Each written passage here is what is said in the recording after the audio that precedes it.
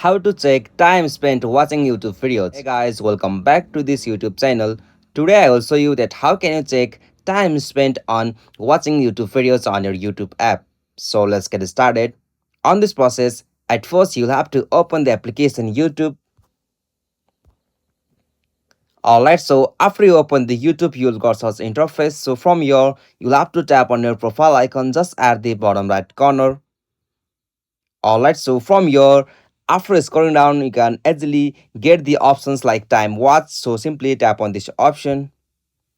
Alright, so from this section time watch, you'll be able to see time spent watching YouTube videos on your YouTube app. So in this way, you can find the time you have spent on watching video on YouTube. So this is the easiest and simplest method. Hope you found this video helpful to you, and please don't forget to subscribe our YouTube channel for more quick and short tutorial like this. Thank you for watching this video. Have a nice day.